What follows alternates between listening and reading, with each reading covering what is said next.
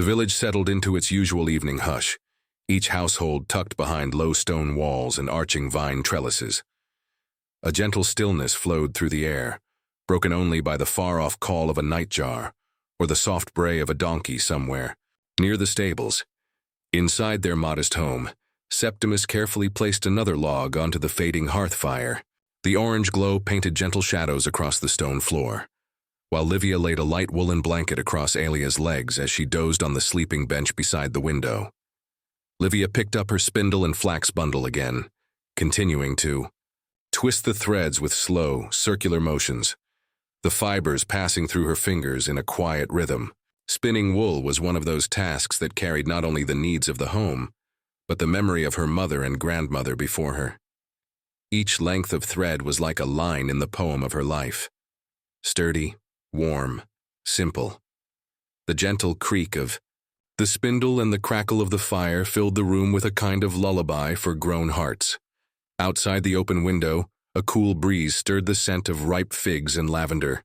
The olive grove beyond the garden swayed gently in the dark, the trees tall and silent like kindly watchmen.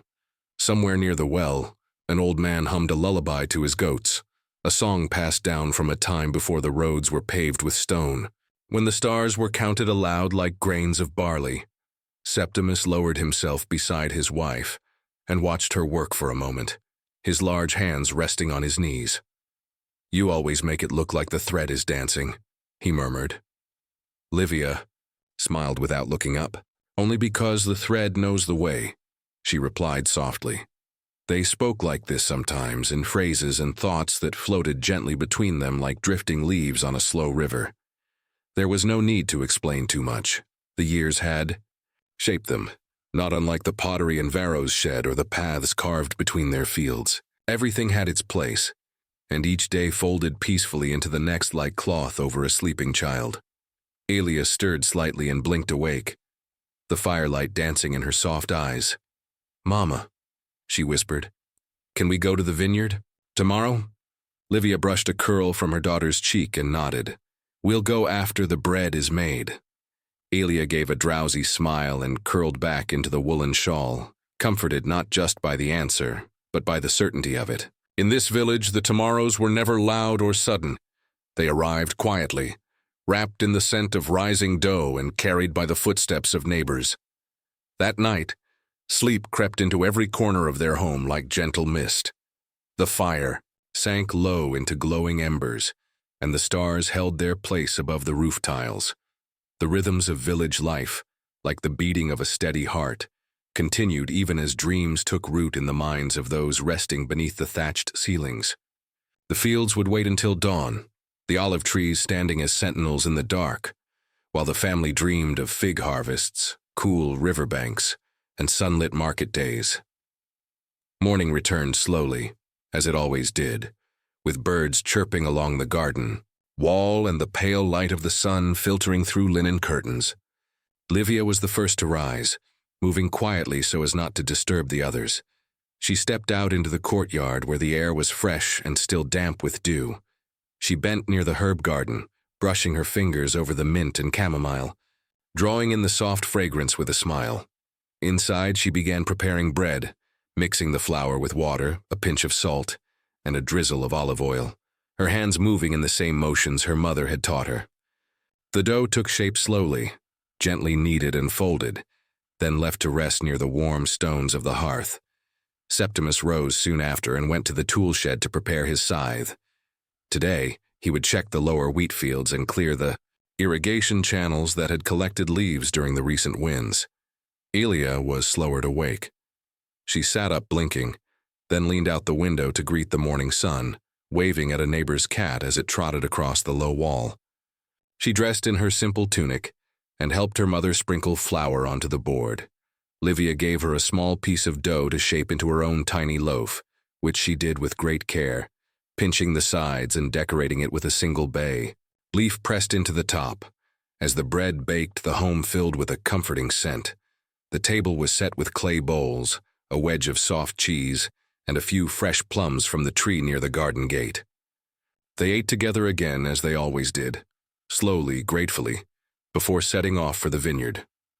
The path to the vineyard wound gently through olive groves and beside a small brook, its banks lined with yellow wildflowers. Aelia skipped ahead, carrying a basket, while Livia and Septimus walked hand in hand, speaking softly about the state of the vines and what tasks awaited them.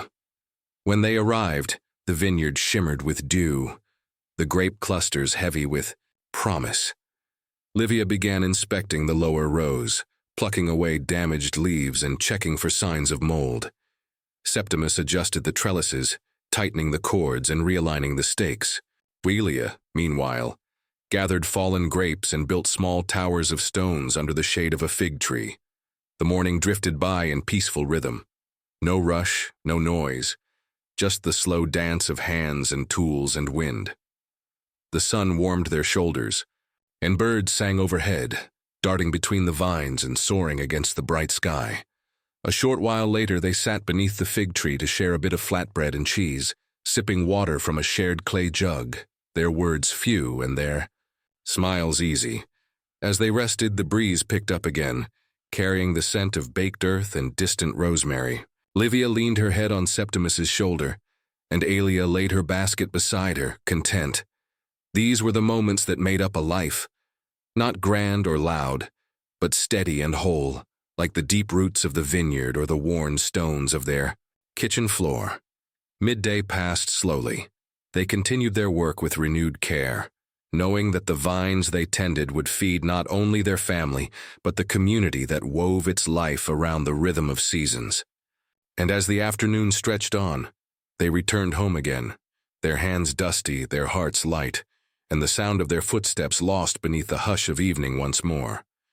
As they passed the familiar olive trees on their return home, the sky turned a soft shade of amber.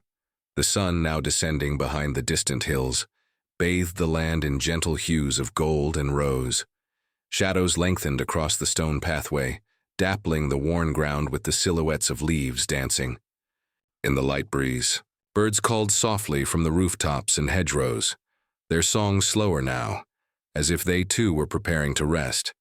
Septimus carried the empty water jug over his shoulder, while Aelia held her small basket close to her chest, its contents now filled with smooth river stones she had collected under the fig tree. Livia walked just behind them, one hand resting gently on her belly, a quiet habit she'd developed almost unconsciously, as if to remind herself of the warmth of the day and the peace she carried homeward. When they reached the village, the square was settling into its own kind of quiet rhythm. A few neighbors greeted them with nods and smiles. Old Gaius, seated on the edge of the fountain, was telling a soft story to two children perched at his feet. The sound of his voice, raspy but warm, floated through the evening air like a melody from an old lute, comforting and slow. It was a tale of the moon, of how she watches over the fields at night and protects the crops with her silvery gaze. Inside their home, the hearth still held the last faint glow from the morning's fire. Septimus knelt to stir it back to life, adding a few dry twigs and coaxing the warmth into flames once more. Aelia placed her stones carefully on the window ledge, arranging them in a line, each one touched by her tiny fingers, each one carrying a memory of a moment spent beneath the grapevines. Livia began preparing their evening meal. A lentil stew simmered in a clay pot over the fire, its scent rich with thyme and a hint of garlic. She added thin slices of carrot and turnip, stirring slowly as steam curled upward, carrying warmth through the room. On a wooden plate, she set out olives, a heel of dark bread, and a few figs sliced into quarters, their insides gleaming like small amber jewels. As they sat down to eat, the room filled with the kind of silence only found in places where love and contentment are known well. They didn't speak much, only a few murmured words of thanks, of small reflections on the day, of gentle observations. The spoon tapping the bowl, the soft hum of the fire, the quiet breeze outside, these sounds were all they needed. It was not the absence of talk, but the presence of peace. Later, after the meal was cleared and the hearth swept clean, Aelia sat at her mother's side with a small clay tablet. Livia traced letters for her, whispering the sounds as Aelia copied them carefully. The letters were simple. the name of their village, the word for olive, the word for sleep. Septimus watched them both with quiet pride before stepping outside, into the courtyard, where the night sky unfolded above him like a vast and gentle tapestry. The stars had begun to pierce the twilight one by one. He looked up, following their familiar patterns, the same constellations he had known since boyhood, the plow, the goatfish, the gentle arch of the celestial lion. They had been there, before his time and would remain long after, watching over the vineyards, the groves, and the little stone houses where people like him lived quiet, worthy lives. Livia joined him soon after, her shawl wrapped loosely around her shoulders. Together they stood in the doorway, watching the stars blink into full brightness. The air smelled faintly of smoke and mint. In the distance, a flute played. Someone in the village, perhaps young Tullius, who liked to sit beneath the cypress tree near the well, was playing a tune that rose and fell like breath, a lullaby wrapped in wind. "I wonder," Livia said softly, "what dreams Aelia will have tonight." Septimus didn't answer right away. He stepped back inside and looked at their daughter, now curled up on the bench near the hearth, her fingers resting gently on the clay tablet. Her eyes closed. "Happy ones," he said after a moment. "She's growing with joy in her heart." Livia nodded and they both returned to the warmth of the room, pulling the door gently closed behind them. That night, as the village slumbered under the stars, the home was wrapped in a deep hush. Even the animals in the courtyard seemed to breathe more slowly. Dreams came easily in that kind of silence, not rushed or wild, but soft and clear, like ripples across a calm pond. Far off in the fields, the cicadas sang quietly, their rhythm slow and steady, like the beating of the earth's own heart. And above all of it, the moon rose higher, its pale light falling gently across rooftops, across gardens, across the weary shoulders of the olive trees. In this moment, in this quiet Roman village, there was no fear, no worry. Only the peace of lives lived gently, side by side, in harmony with the land. Of course, continuing the story softly and seamlessly. In the quiet hours before dawn, the village rested under a blanket of deep stillness. The narrow stone lanes lay empty, touched by moonlight, and the occasional whisper of the wind threading its way between the houses. Within their home, Septimus stirred just slightly in his sleep, one arm resting across Livia's waist. Aelia, wrapped snug in her woolen blanket, dreamed gently beneath the clay tablet she had insisted on keeping near her side. The warmth from the hearth had long faded into gentle embers, but the walls still held the memory of yesterday's fire. Outside, a rooster crowed softly, his call muffled by the early mist that clung to the rooftops and hedges. The sounds of daybreak were not abrupt here. They unfolded like petals opening to the sun, gradually, reverently, in no hurry at all. Livia woke first, as she often did. She lay still for a moment, listening. There was something deeply comforting in the rhythms of this quiet world. The faint crackling of cooling wood, the gentle breathing of her family, the distant rustle of branches beyond the shutters. She rose carefully, wrapping herself in her shawl and stepping barefoot across the stone floor. She lit a small oil lamp, its flame flickering softly in the dim light, then made her way to the kitchen corner where she began preparing the morning's grain. A clay pot of barley sat beside the water jar, and Livia measured it with practiced hands. The grains tumbled softly into the cooking pot, like sand across polished stone. She added water, then stirred slowly, watching as the mixture began to swell and thicken. As the scent of warm barley filled the room, Aelia stirred in her sleep, then blinked awake. Her hair was tousled, her cheeks pink from sleep. "Good morning, little bird," Livia said softly. Aelia yawned and sat up, rubbing her eyes. "Is it time to walk to the well again?" she asked sleepily. "Soon," her mother replied with a gentle smile. "But first, let us eat and greet the day slowly."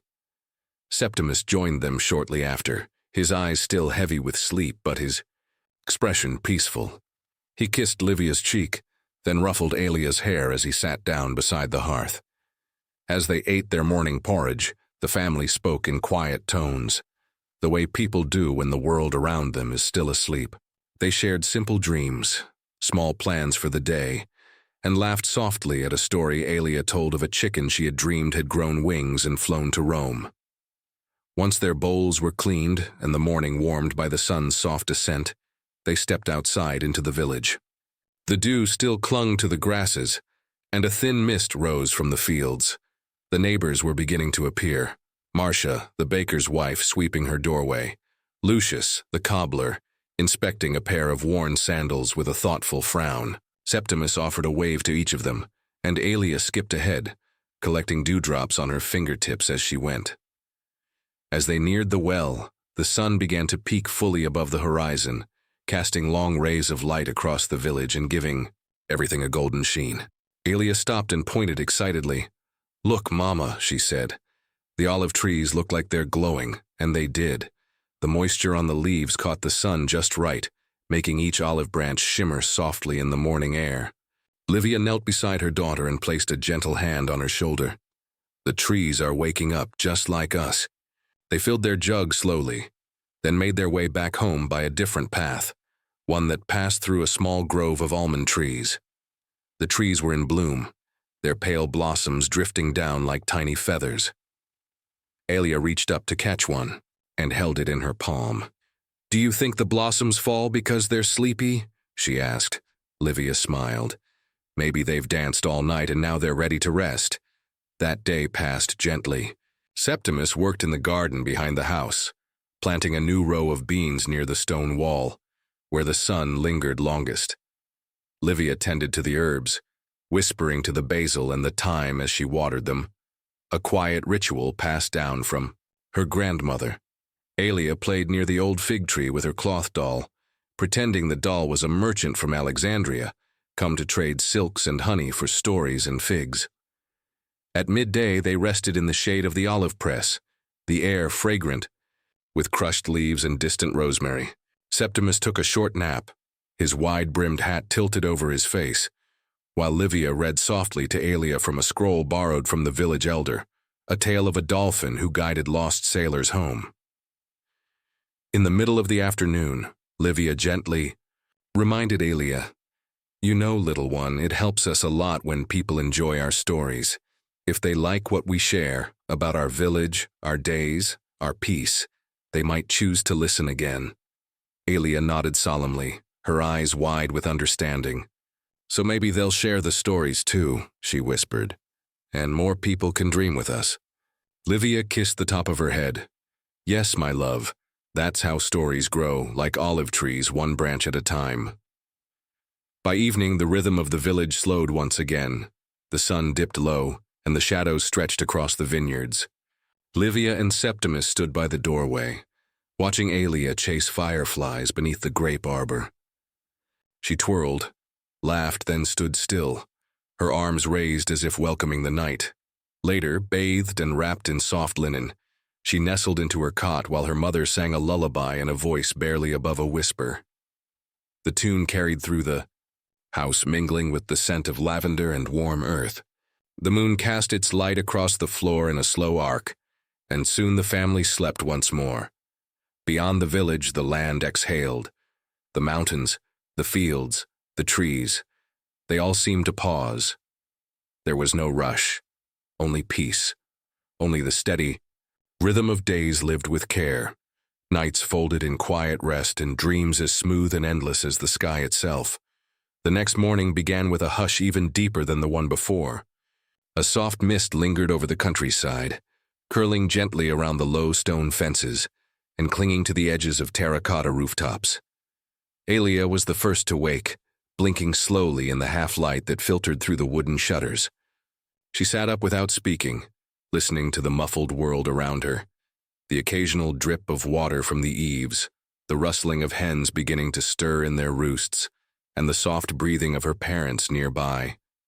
She held that moment for a while, unmoving, as though savoring a dream that hadn't quite finished.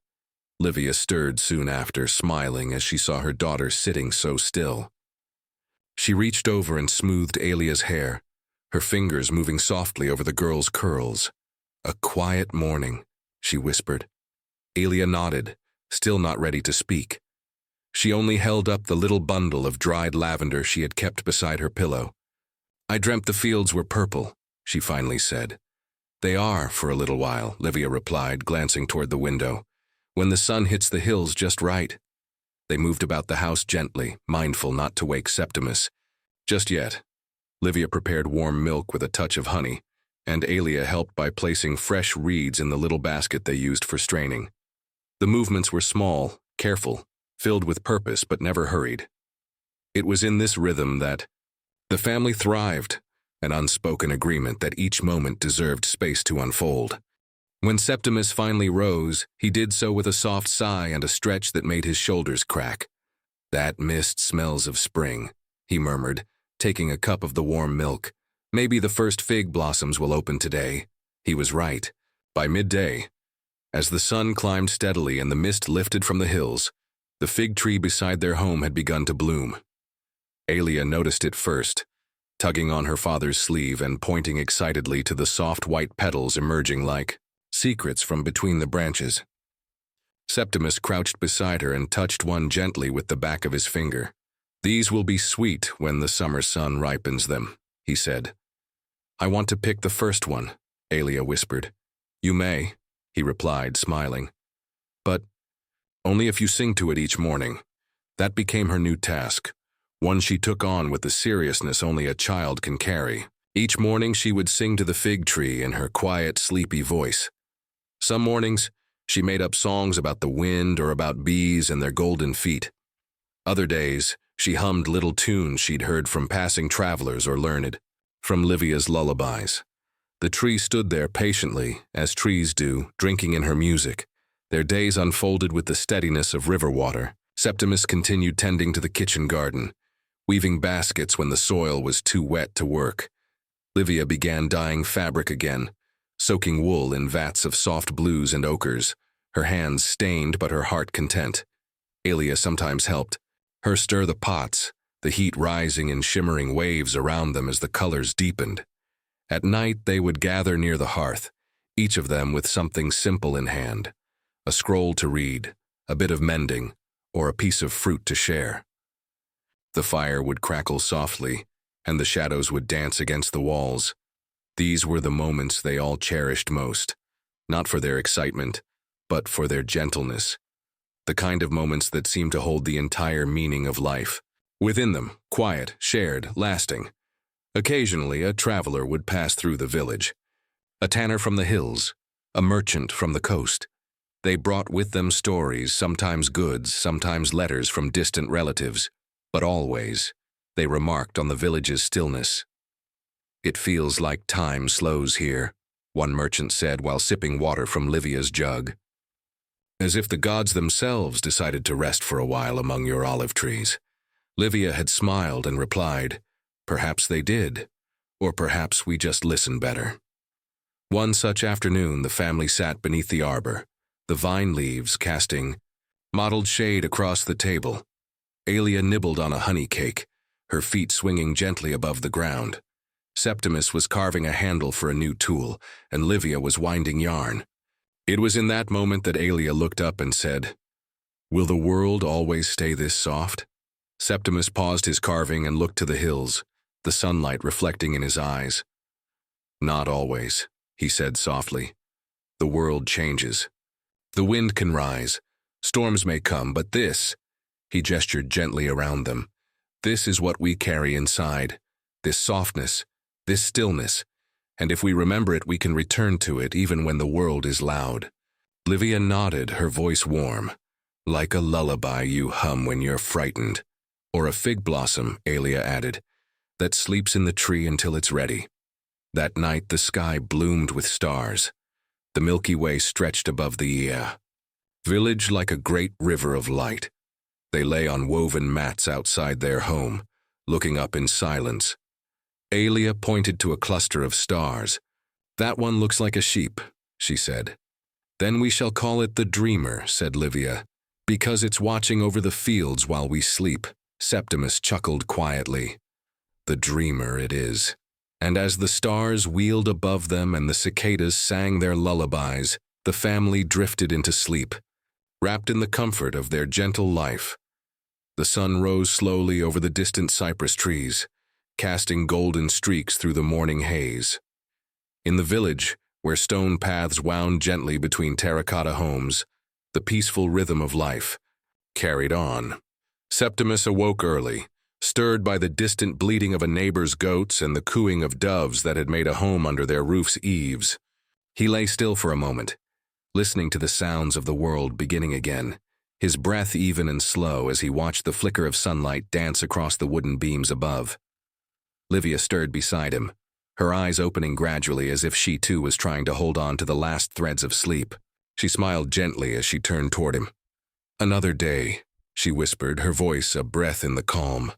"Another day," he echoed. Alia was still curled beneath her blanket, hugging a little cloth doll Livia had made for her the winter before. Septimus rose carefully, pulling on his tunic without sound. He stepped outside and was met by the sweet scent of dew-wet earth and blossoming vines. The world was quiet, except for the occasional flutter of wings and the rustle of trees. In the breeze, he took it in slowly, drawing in long, steady breaths. As the village came to life, Livia lit a small flame beneath her clay pot and warmed some barley porridge. The scent mingled with the morning air, earthy and sweet. Alia sat up, rubbing her eyes, her curls sticking out in all directions. She smiled sleepily and shuffled over to sit beside her mother. They shared a quiet breakfast, words minimal and meaningful. After their meal, Septimus made his way toward the fields, his tools slung over one shoulder in a woven strap. Today he would tend to the bean rows that were beginning to sprout. He moved through the field with care, each footstep measured. He knelt to inspect the leaves, brushing aside the earth, ensuring each young plant had enough space and sun. As he worked, he hummed a soft tune, a melody passed down from his father, a song of spring and soil. Livia and Alia spent the morning gathering herbs along the edge of the orchard. Wild thyme, mint, and a few sprigs of chamomile, their baskets slowly filling with green. They worked together in quiet cooperation, Alia reaching for the low-hanging clusters while Livia reached higher, her fingertips brushing against the bees that flitted from blossom to blossom. They returned home slowly, the sun warming their backs, the scent of fresh herbs lingering on their fingers. Back at the villa, the courtyard was still shaded. The vines overhead filtered the sunlight, dappling the stone floor in patterns that moved gently with the wind. Livia set out her herbs to dry on woven trays, while Alia settled near her father, now sitting beneath the arbor mending a wooden rake. "Tell me a story," Alia said, leaning her head against his arm. Septimus set down his tool and smiled, the lines at the corners of his eyes deepening. "All right, little fig blossom. A story of the river and the stone," she nodded, already lost in the rhythm of his voice before he began. "There once was a river," he said, "that flowed through mountains and forests, always hurrying, always rushing. It passed everything quickly, villages, meadows, even people, waving from the banks. But one day it came upon a stone in its path, a large, unmoving stone." Alia's eyes followed a passing butterfly as she listened, her hand tracing shapes on the dusty ground. The river pushed against the stone, tried to move around it, but it couldn't, so it shouted and roared and rushed, but the stone didn't move. Days passed, then years, and slowly, as time trickled on, the river changed. It no longer shouted. It began to flow softly, gently, until the stone, worn by the kindness of water, began to smooth, to shine. And though the stone never moved, the river learned to love the stillness. Alia looked up at her father, thoughtful. "Was the stone lonely?" "No," Septimus said, brushing a bit of dirt from her cheek, "because the river never left. And in its gentle presence they both found peace." Livia had been listening, a faint smile on her lips. "That's a good story," she said. "It's a true one," Septimus replied softly. Later that afternoon, A neighbor stopped by with a basket of apples, their skins pale green and smooth to the touch. In return, Livia offered a jar of her plum preserves. They stood in the courtyard for a while, chatting about the weather, the bees, the state of the path leading into the hills. No one was in a hurry. Words moved like the breeze, soft, slow, without pressure. That evening after supper, Alia asked if they could walk to the ridge to see the stars. They agreed, gathering cloaks and a small flask of warm wine. The walk was not long, but they took it slowly, stopping to listen to the sounds of the woods, to the rustle of reeds by the stream, and to the chorus of crickets beginning their nighttime music. When they reached the ridge, the valley stretched out before them, bathed in silver. Moonlight, the stars above were brilliant and endless. Alia lay between her parents, her hands behind her head, gazing up in wonder. "There's the dreamer," she said, pointing toward the familiar shape. "And beside it, the watcher," Septimus added, "always guarding." Livia wrapped an arm around her daughter. "Sleep finds us easily out here," she whispered. "The stars remember every dream." They lay there long after the moon climbed high, letting the stillness of the night settle into their bones. The air was cool, the kind that reminded them of how small and safe one could feel beneath the vastness of sky. Midway through the night, as they rose to return home, Septimus paused and said quietly, "Let's never forget how this feels."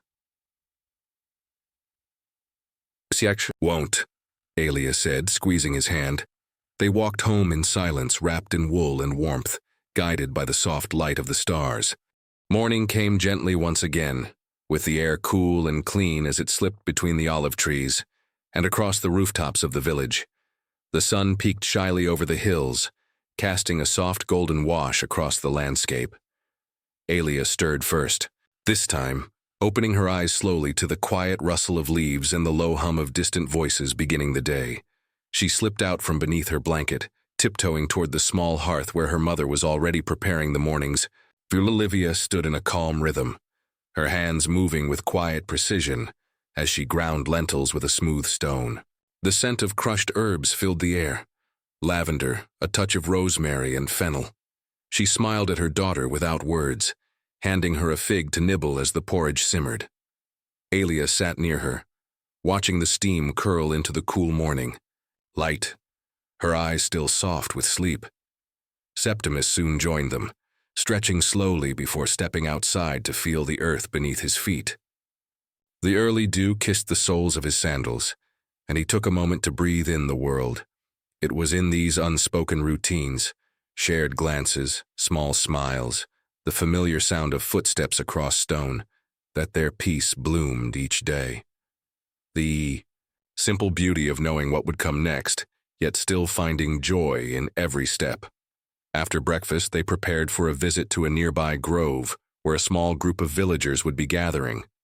It was a custom during the late spring, an afternoon of storytelling and shared food beneath the broad arms of the old chestnut trees. Alia was especially excited, not only for the sweet cakes often brought by a woman named Camilla, but because she would get to hear stories from Elder Gaius, a man with a deep voice and eyes like dark polished stone, who told tales that made the sky feel wider and the past feel close. They walked slowly through the meadows, the three of them together, carrying a woven cloth with bread, olives, and soft cheese wrapped gently in its folds. The path was scattered with wildflowers, and bees buzzed lazily in the warm morning air. Alia bent to pick a daisy and then another, threading them into a chain as she walked. The grove welcomed them with shade and the soft rustle of branches overhead. Already, others had arrived, neighbors and friends, children tumbling in the grass, elders seated on smooth stones with cups of wine balanced in their palms. Septimus greeted them with the calm warmth he carried everywhere, and Livia's quiet laughter joined the melody of voices in the air. Alia sat cross-legged at the feet of Elder Gaius, her eyes wide, as he began one of his favorite stories, tale of a forgotten city buried beneath sand, its gates guarded by whispering winds, and a fountain at its center that sang only under the full moon. His voice moved like a slow river, measured and low, and the entire grove seemed to lean in with her, drawn together by the thread of imagination. As the story ended and the wind rustled through the trees as if in applause, Aelia sighed in contentment. Septimus and Livia looked on, their hands lightly clasped, their hearts steady. There was something eternal in these moments, something that felt as though it could stretch beyond seasons and years. They stayed in the grove well into the afternoon, talking softly with friends, sharing bites of fruit and soft honeyed pastries, the kind that melted on the tongue and left the warmth of sunshine behind. In the slow drift of time, the village seemed to breathe with them, not rushing toward anything, but simply existing in the quiet fullness of now. As the sun lowered and the shadows grew long, the family walked home again, their steps unhurried. Aelia was sleepy, her head resting against her mother's side, her daisy crown now slightly crooked. The path was bathed in golden light, and as they passed the quiet fields, Septimus spoke. When I was a boy, I thought I had to go far to find something special, but I've learned that what we need is usually right where we are. Livia nodded, brushing Aelia's hair from her face. Home carries the answers we grow into. At their villa, the evening unfolded with its familiar calm. The sky turned from rose to deep violet, and a soft breeze danced through the open windows. Livia lit a small oil lamp, casting a gentle glow across the room. Aelia was already asleep, curled in the crook of her blanket, her breathing deep and even.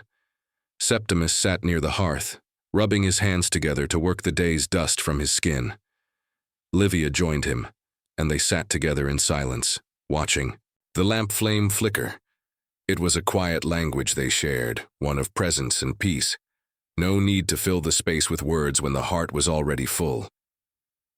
Before bed, Septimus stepped outside once more, drawn by the moonlight. He looked up at the sky, the same stars he had shown Aelia the night before, still bright above. He whispered a quiet thanks, not to anyone in particular, just a breath of gratitude into the night air.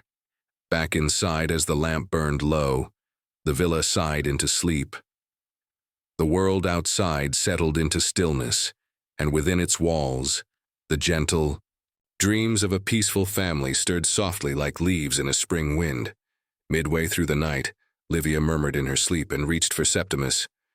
He was already beside her, his hand slipping into hers without thought, a simple reminder that love, like the stars, was always there, even when eyes were closed. The morning light came slowly, spilling golden beams across the villa floor in warm, glowing slants. Birds called from the orchard, their songs gentle and measured, as if they too respected the unhurried rhythm of village life. Aelia awoke first, stretching beneath her blanket and blinking at the sun-dappled walls. She could hear the soft scrape of her mother's sandals across stone and the rustling of kindling being arranged in the hearth.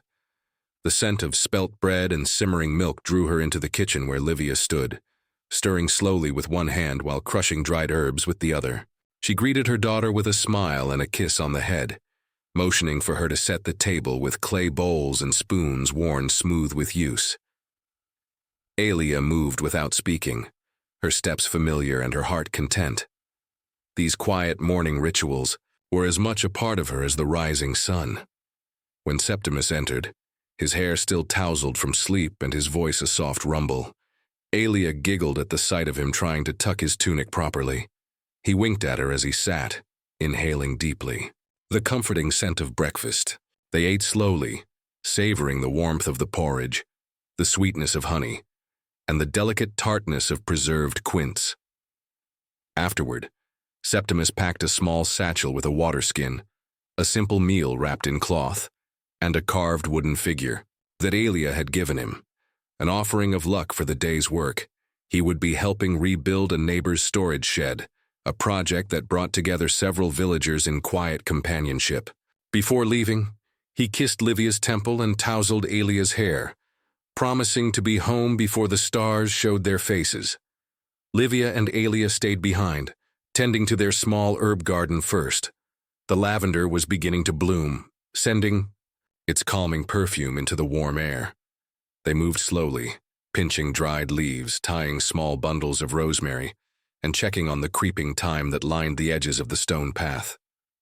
As they worked, Livia told stories of her childhood, of the festivals her own mother had taken her to, of the time she danced barefoot on a midsummer's night until her feet ached and her heart sang. Alia listened intently, her fingers buried in the soft earth, the rhythm of her mother's voice like a lullaby made of sunlight and memory. Later, when the midday heat settled across the village, they took shade beneath the olive trees. Livia had laid out a woven mat and brought with her a bowl of figs, a few slices of cheese, and a small cup of watered wine.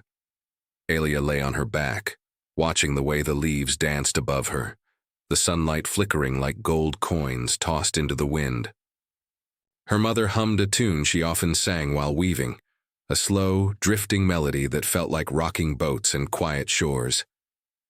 In that peaceful stillness, Livia shared with Alia a passage from an old scroll, a tale of a bird that flew so high. It kissed the edge of the heavens and returned with stories etched on its feathers. Alia asked what the stories were, and Livia smiled. Each person who hears the tale imagines their own. That's the gift of such stories. They belong to the listener. The quietness of the afternoon wrapped around them like a shawl. Time seemed to slow, folding itself into gentle layers of drowsy comfort. Somewhere in the distance a flute played, perhaps a shepherd tending his flock, the notes floating across the fields like feathers on the breeze. As the sun dipped lower, Livia and Alia prepared dinner, soft lentils with barley and a stew of summer vegetables. The scent filled the villa and drifted out into the garden, calling Septimus home. When he arrived, dusty but smiling, they embraced beneath the doorframe, the air between them full of warmth and quiet gratitude. They dined together as evening deepened, their meal slow and satisfying. Alia recounted the tales she had heard, and asked Septimus what his day had been like.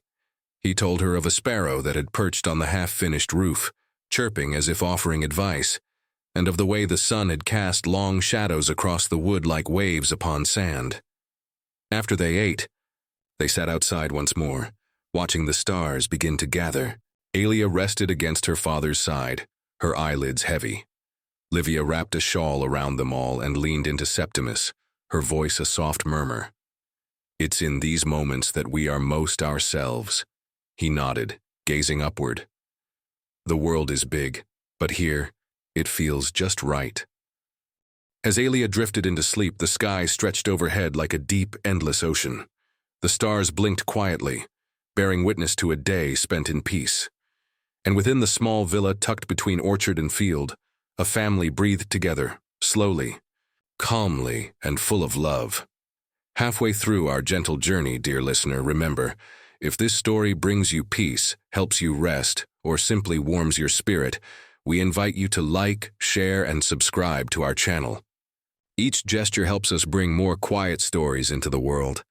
The next morning unfurled with the grace of silk, unraveling in the breeze. A pale hush settled across the countryside, the kind of quiet that comes just before the sun warms the stones, and the fields begin to hum with life. Within the villa, the air was still cool, touched by the last traces of the night's chill. Alia awoke to the familiar whisper of cooing doves perched upon the red-tiled roof. She sat up slowly, stretching beneath her linen blanket, her limbs heavy with the pleasant ache of deep, uninterrupted sleep. Down the corridor, she heard her mother's voice, faint and melodic, humming an old lullaby. The song wound its way through the house like a stream, drawing Alia forward. She tiptoed barefoot across the polished stone floor, pausing briefly to run her fingers along the wall's mosaic, a delicate rendering of a fig tree with doves in flight. Each time she saw it, it felt like a greeting from another time, a memory, etched in color and light. In the kitchen, Livia was preparing the morning meal, her movements unhurried and serene. She turned to her daughter with a soft smile, brushing a curl from Alia's cheek. Together they arranged slices of pear on clay plates, added soft cheese wrapped in fig leaves, and poured warm milk from a ceramic jug. They ate with the ease of those who have no need to rush. Outside, the olive trees whispered in the wind, their silver-green leaves fluttering in waves. Later, as the sun climbed higher, Septimus joined them, refreshed and cheerful. He brought with him a handful of wildflowers and a new story. A traveler from another province had passed through the village the day before, and Septimus had shared bread and wine with him near the communal well.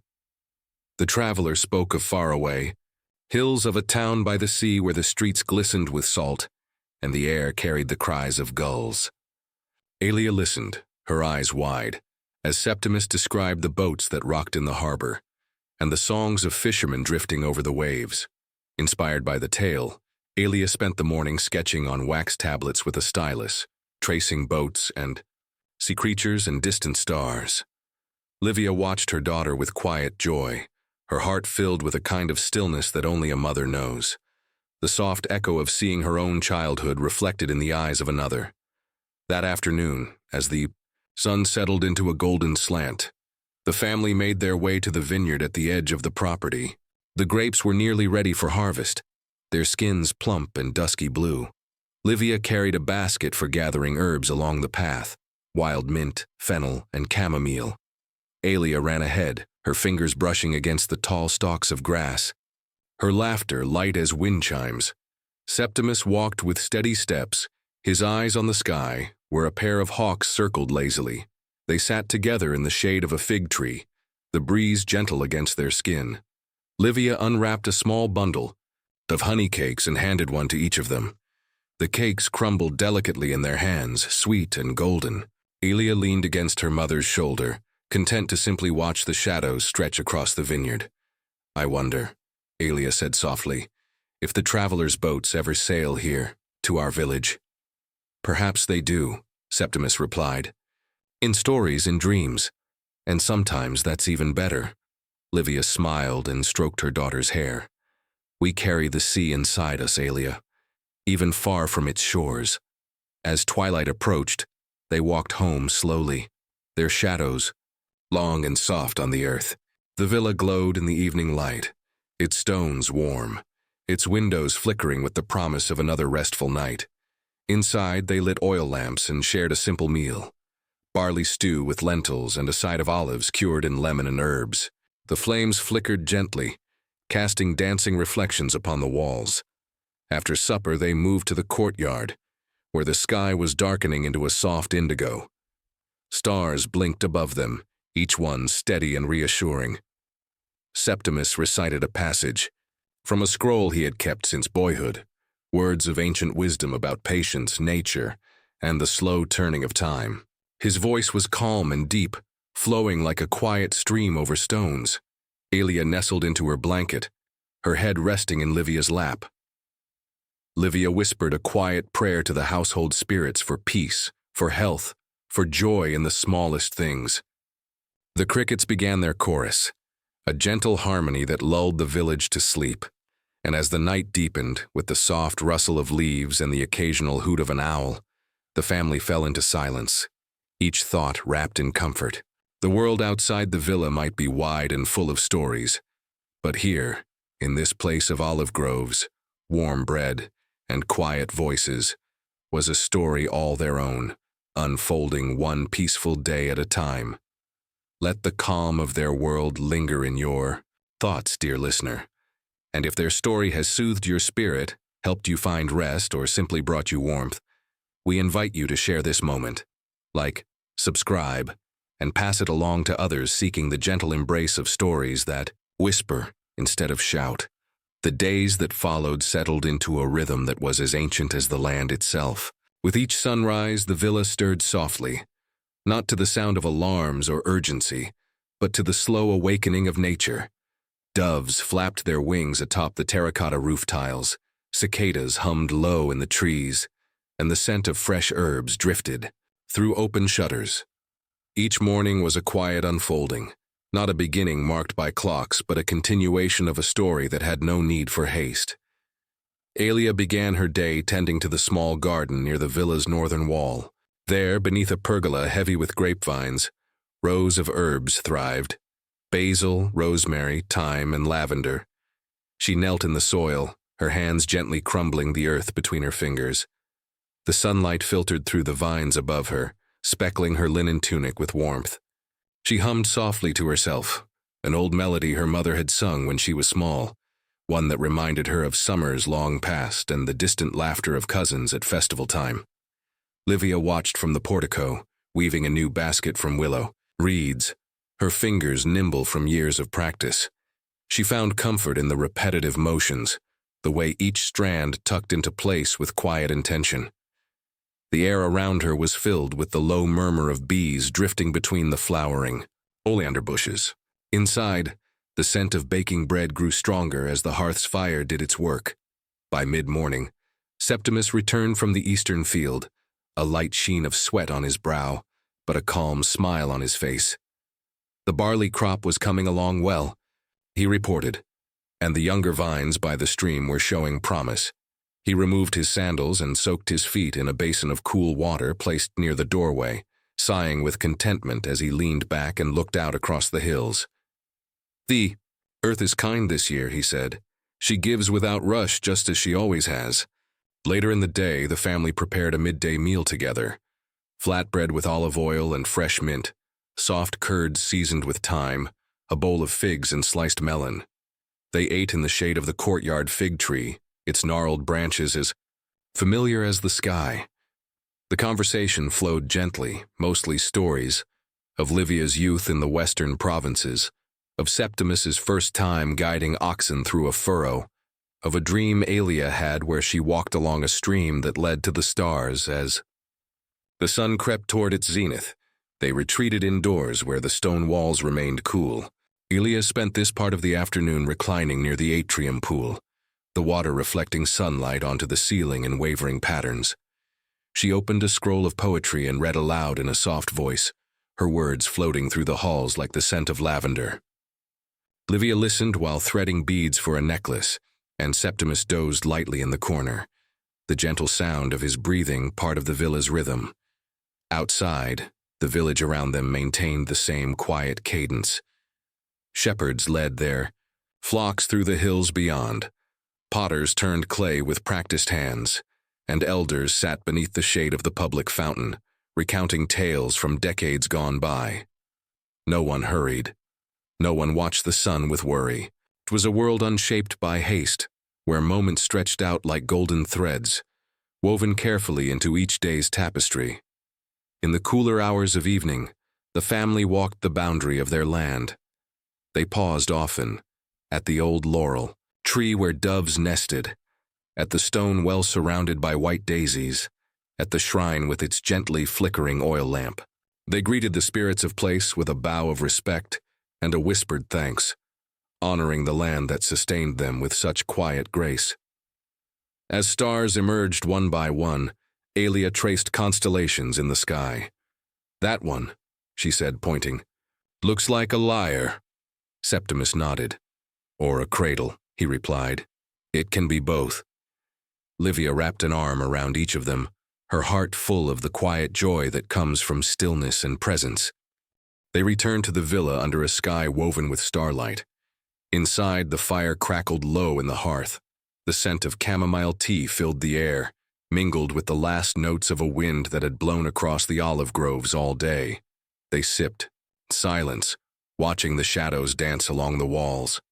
That night, as Aelia lay beneath her woven blanket, she listened to the soft chorus of nighttime, the distant call of a nightbird, the rustle of a fig branch, the occasional creak of the wooden shutters in the breeze. The villa seemed to breathe with her, steady and slow. Her thoughts wandered, not in anxious circles, but in gentle spirals, each one deeper into sleep. And as her eyes closed, she felt a comfort unlike any other, not of riches or triumphs, but of belonging, of peace rooted in simplicity. In a world where time often rushes, she had found something rare, the beauty of days unmeasured, of moments shared, of lives lived quietly beneath the ever-turning sky. If this story has brought you peace, dear listener, let it stay with you as you close your eyes. And if it has soothed your evening and stilled your thoughts, we gently invite you to subscribe, to like, and to share this gentle journey with others who long for calm. As the moon made its slow arc above the hills, casting a silver glow across, the tiled roofs and vineyard slopes, the villa slept. Yet the world around it did not stop. The cicadas gave way to crickets, and a night breeze rustled through the cypress trees like whispered lullabies. In the starlit courtyard, the small pool reflected the heavens, still and unmoving, as if time itself had paused to rest. Morning began, not with alarms or sudden bursts of energy, but with a slow blooming of golden light across the valley. Alia stirred from her sleep to the scent of warm bread and the distant call of a dove nesting in the stone alcove above her window. She remained still for a moment, savoring the quiet, her breathing matching the rhythmic sounds of life returning gently to the home. Downstairs, Livia was already at work in the kitchen, her movements graceful and calm as she pressed soft goat cheese into woven molds and sliced ripe apricots for the morning table. The fire was low, the embers from the night before glowing with quiet purpose. She sang to herself in a hushed voice, an old folk tune from the northern valleys, barely more than a murmur. Her voice seemed to blend with the crackle of the hearth, the creak of wooden beams and the faint rustle of wind through the laurel branches outside. Septimus emerged shortly after, refreshed from sleep and carrying a bundle of grapevine cuttings. "They need time and water," he said thoughtfully, setting them beside the terrace where they could root in the soft earth. His eyes were calm, his steps sure, no rush, no burden, just the slow, deliberate tending to life. They sat together, on the portico's long bench, warm bread in hand, spreading soft honey over it while gazing out over the mist that curled along the fields. There was no need for plans or schedules, only the land's steady rhythm to follow. As the day wore on, Alia walked the small woodland path behind the vineyard, where the fig trees and olives stood in dappled light. She ran her fingers along the bark of trees older than memory, and stopped at the brook to watch the silver fish dart beneath the surface. With a satchel over her shoulder, she collected bits of wild mint, chamomile, and thyme, each added carefully to her pouch with a note to herself about where it grew and how the soil had felt. She met a shepherd boy on the path back, his goats trailing behind him, bells clinking softly like wind chimes. They exchanged a wave, then paused to speak of the changing clouds, the flowering trees, and the smell of rain in the air. It was a brief conversation, but it lingered like the scent of pine, simple, unhurried, real. Back at the villa, the hours passed in quiet tasks. Livia cleaned the small shrine to Vesta near the entrance, lighting a fresh wick in the oil lamp and placing bay leaves beside the carved stone. Septimus mended a cartwheel with slow strokes of a rasp, his hands as familiar with wood as they were with soil.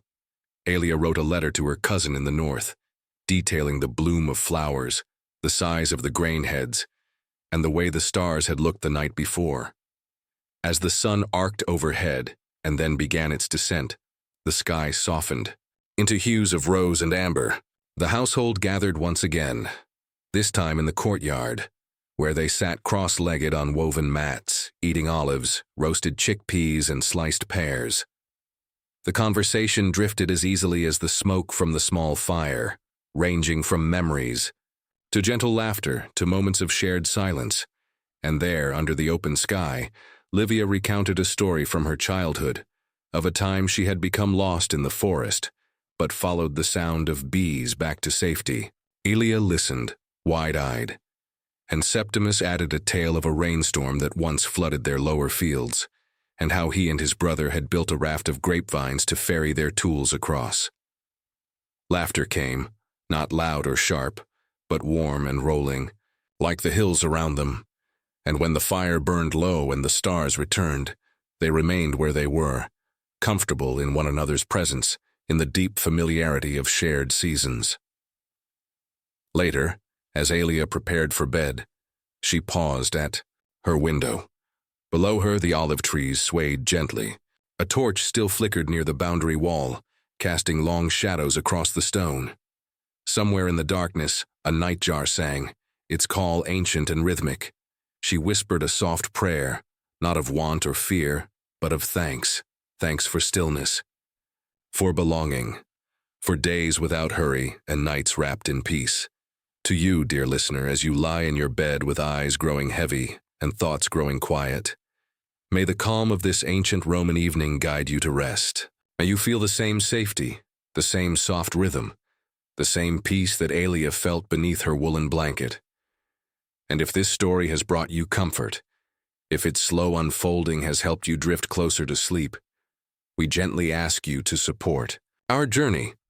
Subscribe for more stories like this tale if it eased your thoughts, and share it with others who seek calm.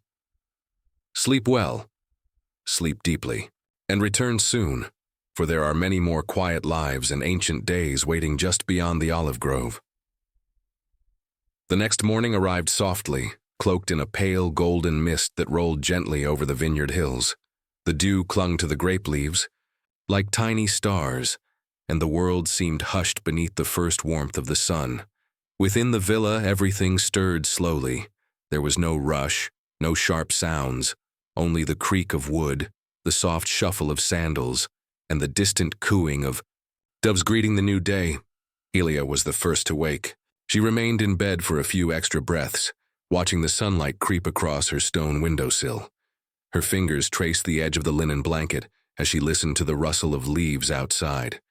Then quietly, she rose, washed her face in the cool water left in a clay basin, and dressed in her simple stola, its fabric soft from many washings. She stepped out into the corridor and felt the smooth tiles beneath her bare feet. The air smelled faintly of herbs, bread, and warming earth. She found Livia already in the kitchen, kneading dough with steady hands, her hair tied back with a strip of old linen. "Morning, little owl," Livia said warmly, using the name she had called Aelia since childhood. "The oven's nearly ready, and I've sweetened the dough with dried figs. Would you like to shape the loaves today?"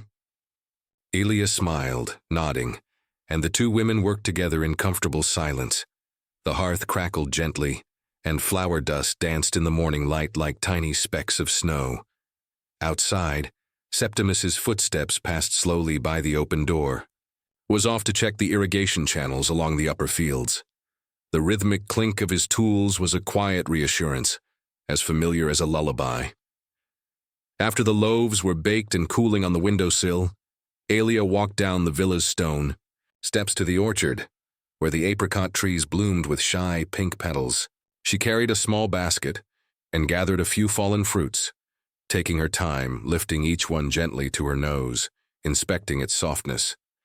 The bees moved lazily from blossom to blossom, their soft hum harmonizing with the distant sound of a farmer's flute drifting from across the valley.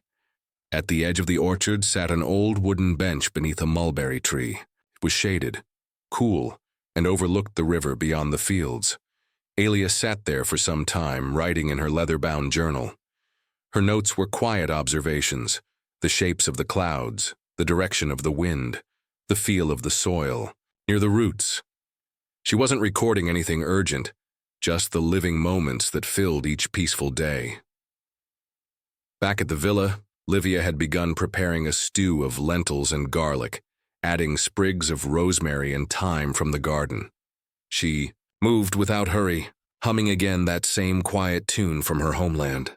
She took pauses to sip from her clay cup, sometimes stepping out into the courtyard to scatter a few seeds for the doves who gathered there in the afternoons. Septimus returned around midday, wiping sweat from his brow and smiling as he caught the scent of Livia's stew. "It smells like a good year," he said, placing a few sprigs of wild mint on the table. "The fig trees are holding their fruit well. I think we'll have enough to trade and plenty left over." They all sat together beneath the vine-covered pergola for the meal, their simple wooden bowls steaming with warmth. The lentils were tender, the bread soft, the olives brined just enough. Aelia shared the notes from her journal, and Septimus described the way a hawk had circled above the field that morning, casting its wide shadow over the furrows. There was laughter when Livia told of a mouse that had found its way into the storeroom and outsmarted her cleverest trap. They joked softly, their voices low, as if not to disturb the very air around them. The cat, of course, had shown no interest in helping. As the day wore on, Aelia helped Livia press more olive oil in the small stone press. They took turns rotating the beam, pausing to wipe their hands and sip from the jug of watered wine nearby. The sun moved slowly across the sky, and its golden light filtered through the grapevines like liquid silk. A soft breeze stirred the villa, carrying with it the scent of laurel and fresh hay. Later, they rested. Septimus reclined in the shade with a scroll in hand, reading lines of rustic poetry that made him chuckle quietly now and then.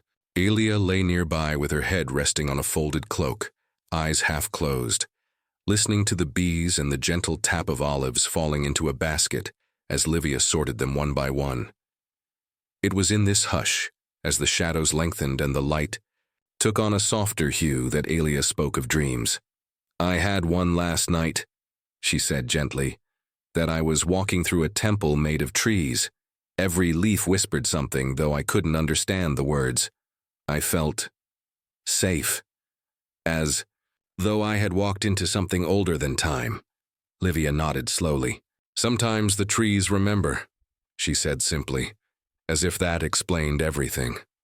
Septimus looked up from his scroll and added, "Then listen. If they have something to say, it's worth hearing." The three sat in that quiet moment, surrounded by the hum of life, the vineyard, the orchard, the fields, all breathing together in harmony. And to you, dear listener, perhaps you too are beginning to drift, like a leaf on a gentle stream. Let this story carry you further, deeper into peace, as the warm rhythm of ancient days moves slowly through your thoughts. And as always, if this tale soothes your heart and stills your mind, we invite you gently to support us. Subscribe, like, and share this story with others seeking rest and serenity. Your kindness helps these stories continue. Now sleep, listener, and dream of temples made of trees, of fig-sweet mornings and olive-pressed evenings. We shall return with more. As twilight settled like a soft blanket over the hills, the villa embraced the hush of evening. The sky turned from pale gold to a gentle lavender, and the air carried with it the scent of cooling earth and distant wood smoke. Birds gave their final calls before roosting, and the last bees returned slowly to their hives, their buzzing reduced to a mere whisper. In the central courtyard, an oil lamp flickered to life, casting a delicate amber glow across the stone floor. Livia placed the final olives into their storage jars, sealing each one with a careful layer of oil and wax. Her hands moved with the practiced grace of years, each action deliberate, each moment respected. She hummed quietly, barely above a whisper, as she wiped the stone countertop clean with a damp cloth. The kitchen now smelled of thyme, pressed olives, and baked earth. Aelia, meanwhile, had wandered toward the edge of the property, where the tall cypress trees cast long, slender shadows over a small spring-fed pond. It was a quiet place she often visited at day's end, a place where frogs sang their slow, sleepy songs, and the reeds swayed like dancers in a lullaby. She knelt near the edge, letting her fingers dip into the cool water, watching the ripples expand outward in perfect circles. She gathered her thoughts slowly, watching as the reflection of the first evening stars began to shimmer on the surface. Not far behind her, Septimus appeared with a small clay jug.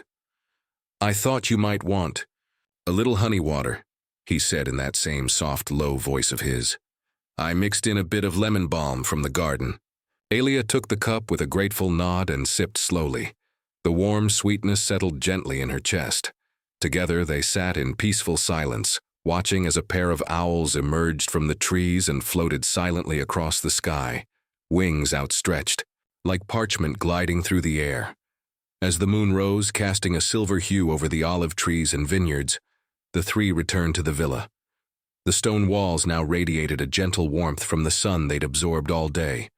Inside, they lit a few more lamps, their glow soft and welcoming. The flickering light reflected off the polished ceramic bowls stacked on the shelf, and shadows danced like slow-moving spirits along the ceiling beams. They shared a final evening meal, a bowl of creamy barley porridge sweetened with figs and a hint of cinnamon. The texture was smooth, the flavor gentle. As they ate, they spoke not of work or plans, but of memories. Livia told of a summer when fireflies had filled the orchard like tiny lanterns, and Aelia remembered the time they had found a litter of fox pups near the vineyard wall. Septimus smiled at the recollection of how they'd built a little fence to keep them safe until their mother returned. Later, as the villa quieted and the stars multiplied in the sky, Aelia sat by the open window of her room. She let the soft breeze lift the strands of her hair, listening to the nighttime hum of insects, the rustle of ivy against stone, and the low hoot of a distant owl. She opened her journal once more, and in her neat, deliberate script, she wrote, "There is a rhythm here, a breathing to the land. Each day folds into the next with such softness that I do not notice where one ends and the next begins. I feel not like I am living in history, but that history lives gently within me." She closed the book and placed it beside her on the wooden table. Then, with a deep, peaceful breath, she curled beneath her linen blanket, the soft rustle of it echoing like a lullaby through the room. Outside, the wind whispered through the grapevines. Everything was at rest. And you, dear listener, as you lie back and let your eyes drift closed, may you too feel that rhythm, the slow, comforting heartbeat of a world not forgotten but simply quieted. Let the warmth of the hearth, the softness of the soil, and the calm of the ancient air fill your mind with comfort. May your dreams carry you gently through olive groves and moonlit fields, where every moment is slow, soft, and safe. And if this story has brought you peace, we invite you once again to support us. Subscribe to our channel, like this video, and share it with those who need rest. Your support brings these stories to life and helps them travel to others who long for calm. Sleep now, friend. The villa sleeps with you. The world is still, and all is well.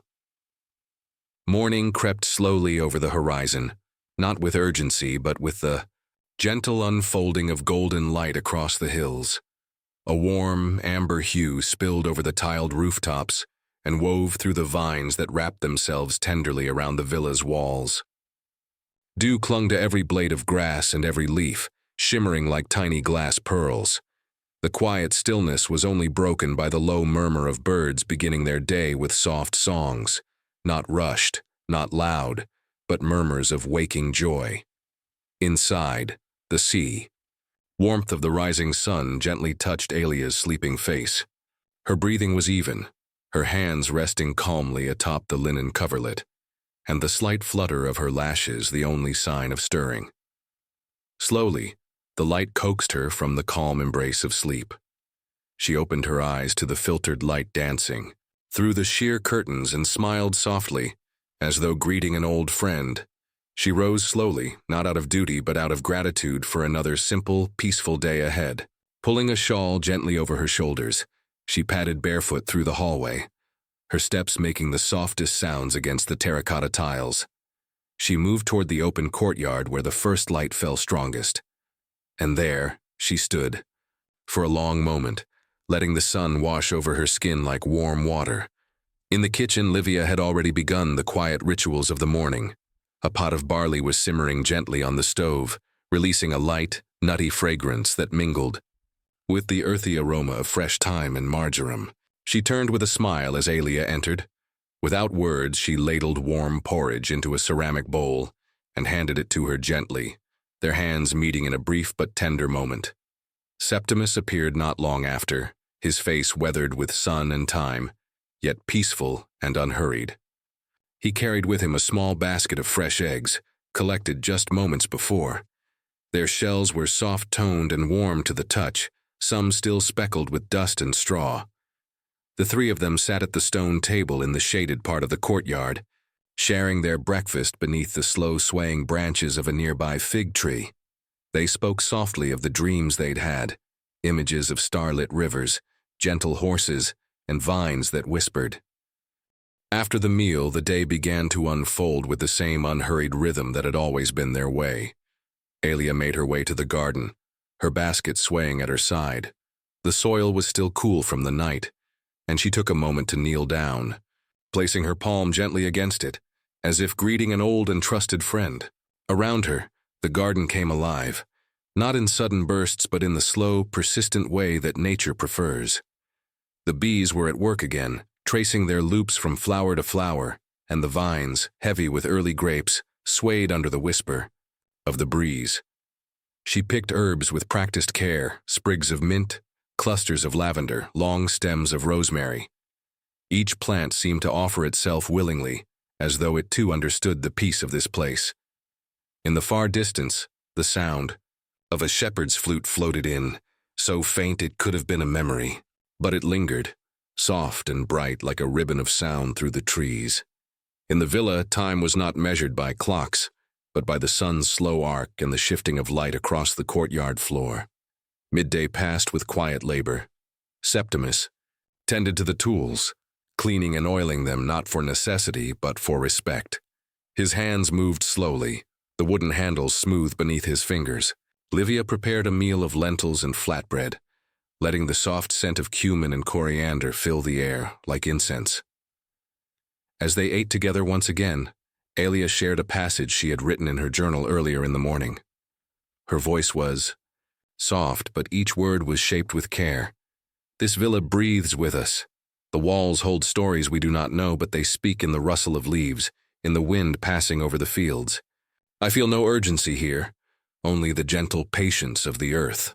The words seemed to settle around them like a comforting blanket. Septimus nodded, his eyes glinting with approval. The land remembers, he said, and it is kind to those who listen. The afternoon invited rest. In the shade of the cypress trees, they each found a place to lie down, a woven mat beneath their backs, the breeze combing through their hair. Above, clouds passed like ancient ships over a sea of blue, and birds glided from branch to branch, without a sound. The world in that moment felt timeless. The warm hum of insects was like a lullaby, the distant clatter of an ox cart on the Roman road a mere echo. And as the light shifted again, this time toward evening, they rose slowly, refreshed not by sleep alone but by the stillness itself.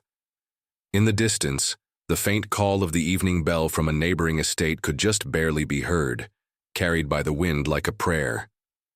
It was time to gather for supper, to light the lamps once more, and to let the story of another simple day settle into memory.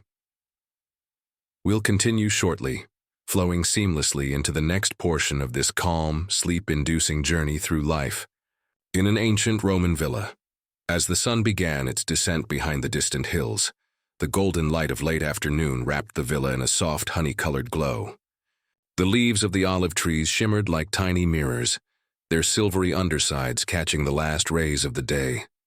Aelia moved quietly through the colonnade, her fingertips trailing gently across the smooth, cool stone of each pillar. There was no rush, only the rhythmic cadence of her steps and the tranquil stillness of the approaching evening. In the central courtyard, Septimus had begun the familiar task of lighting the oil lamps. Their small flames flickered to life one by one, casting elongated shadows that danced across the ground like ancient spirits come to rest. The scent of the lamps, olive oil warmed by fire, blended with the aroma of lavender and basil still clinging to Aelia's hands. She watched as the villa slowly transformed under the touch of dusk, every detail softening, every corner becoming cloaked in calm. Livia was preparing supper in the kitchen with practiced ease. The hearth crackled softly, its warmth spreading through the villa like a gentle sigh. A clay pot bubbled slowly with a stew of lentils, leeks, and a hint of crushed bay leaf, sending steam curling into the air. Flatbreads baked on hot stones, filling the space with the comforting scent of wheat and fire. She hummed a quiet melody, something passed down from her mother, perhaps even from her mother's mother, something timeless. Soon, the table beneath the pergola was set. Ceramic bowls, simple and beautiful, gleamed in the lamplight. Aelia brought a small dish of pickled olives she had prepared the week before, the brine capturing the sunlight in pale glints. Septimus laid down a small loaf of dark bread, still, warm from the oven, and a jug of red wine pressed from grapes they'd harvested together last autumn. As they sat to eat, there was no need for conversation. The clink of pottery, the crack of bread being broken, the soft sighs of satisfaction. These were enough. Around them, the evening unfolded slowly, wrapping the villa in a cocoon of calm. Somewhere beyond the walls, an owl called, its hoot low and rhythmic, like a heartbeat in the quiet. After the meal, they remained seated for a while longer. Alia leaned back in her chair, gazing upward at the stars beginning to reveal themselves in the indigo sky. One by one, constellations appeared: Orion, Cassiopeia, and the Great Bear, all ancient and unchanging, watching over them with the serenity of eternity. Septimus began to tell a story, his voice low and measured, his words drifting like the smoke from the lamp wicks. He spoke of the early days of the villa, when it was little more than stone and timber, and of how they had built it together, slowly, with love and patience. He recalled the planting of the first olive tree, and how they had waited years before it bore fruit. He spoke of the land, the way it gave and received, the way it forgave. Alia listened with closed eyes, not asleep but suspended in that delicate space between waking and dreaming. Livia sat beside her, her head resting lightly on her hand, a small smile touching her lips. The past and present seemed to fold into each other in that moment, the story threading through time like the winding path of the river below their fields. As the night deepened, they bid one another quiet good nights. Alia returned to her room, where the linen sheets were cool and the window open to the whispering wind. She lay back, her body sinking into the softness, her eyes tracing the shadows of the vine leaves outside. Before sleep fully claimed her, she heard the soft rustle of Livia's footsteps passing her door, the gentle creak of Septimus's chair as he settled near the hearth once more. The villa was still awake in its own way, alive with breath, with memory, with peace. Outside, the moon rose higher, casting a silver path across the rooftops and into the quiet courtyard, and the night embraced the villa completely, a velvet hush that held every stone, every branch, every soul within it. The story continues with the same slow grace, unfolding like petals in the morning light.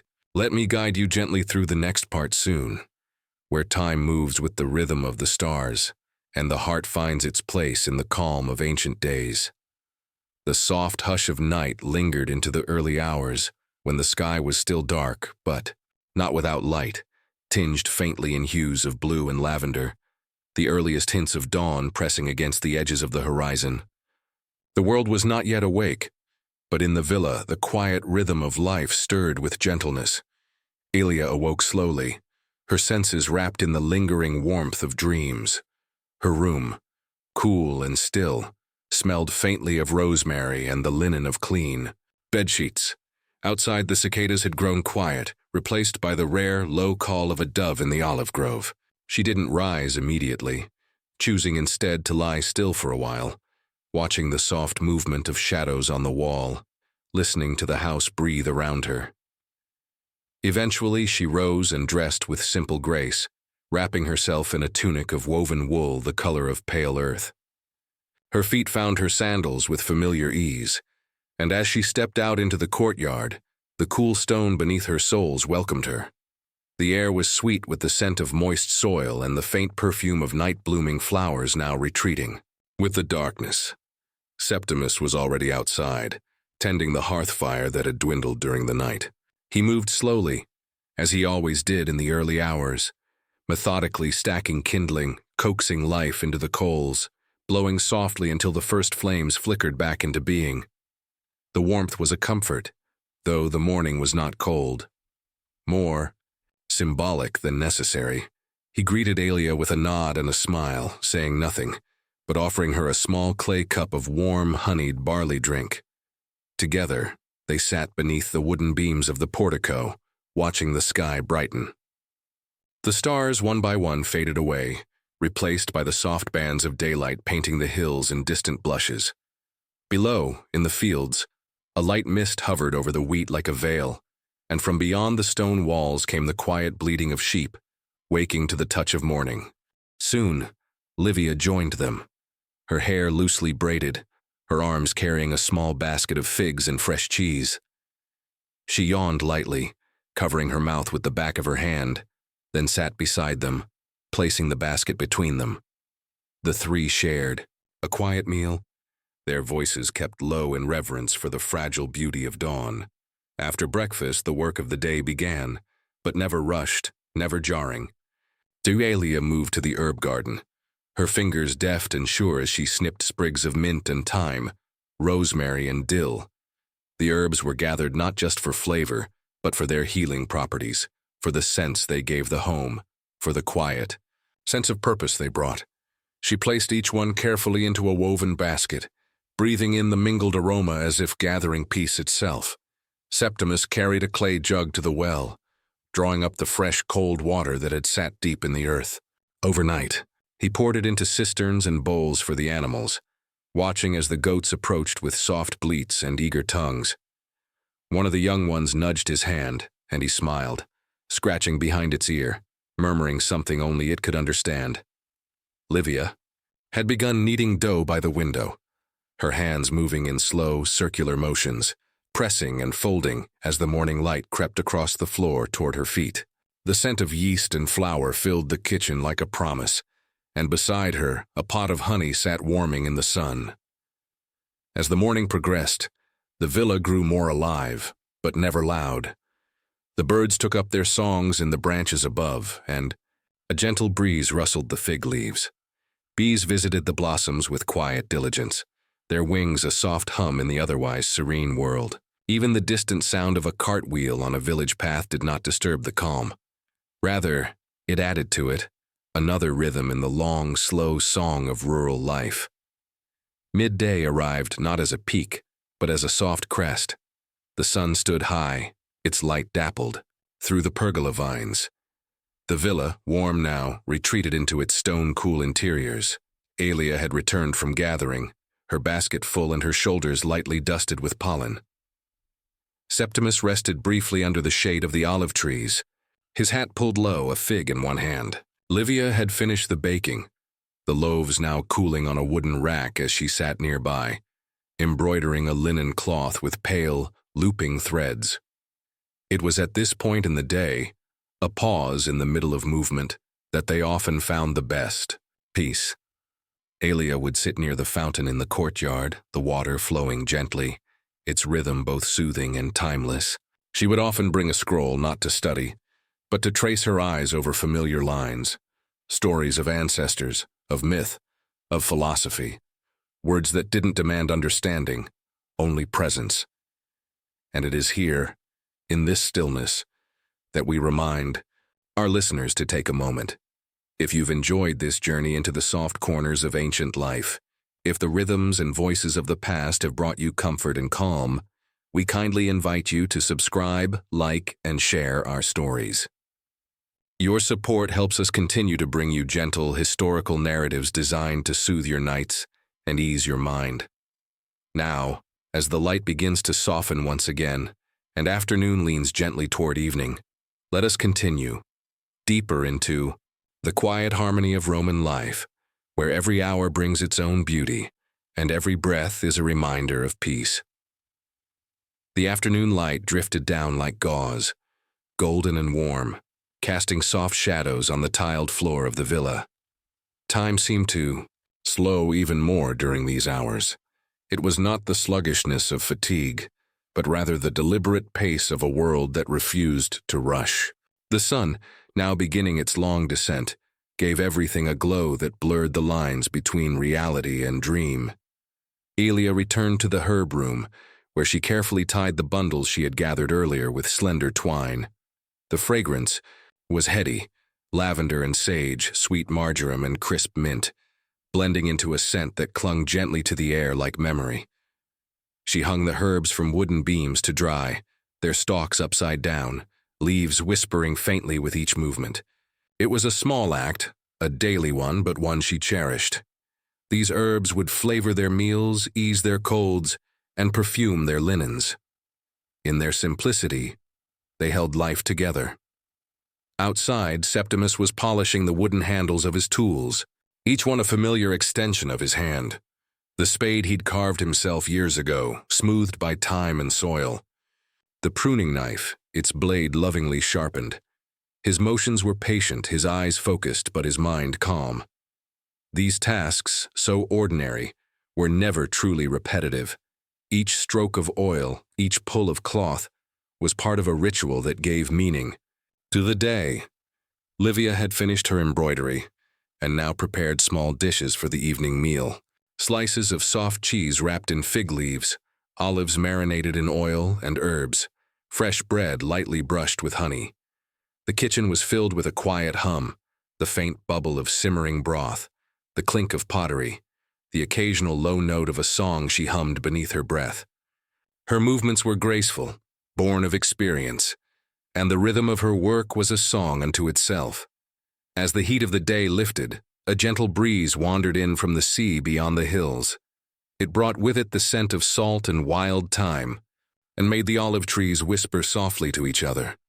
The leaves shimmered in the light, silver green, casting flickering patterns on the dusty ground. Septimus leaned back beneath one of these trees, resting against its sturdy trunk, eyes half-lidded as he watched a hawk circle high above in the cloudless sky. Nearby, Alia had taken to sketching in the margins of her scroll, a habit she'd picked up in childhood. She drew vines and birds, amphorae and rooftops, idle details from her surroundings that brought her quiet joy. Sometimes she would pause, staring into space for long stretches, not in idleness, but in reflection. There was no urgency, no pressing worry. The present moment was enough. Children's laughter rang out faintly from a neighboring villa, distant and unobtrusive. A shepherd's dog barked once in the far fields, then silence returned, soft and welcoming.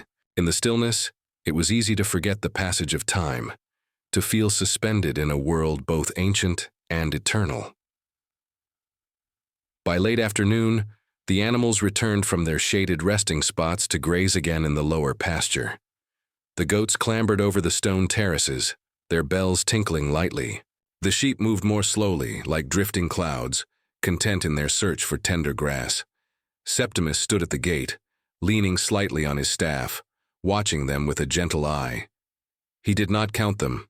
He knew them all. Each one had its place, its pattern, its story. Inside the villa, the light deepened.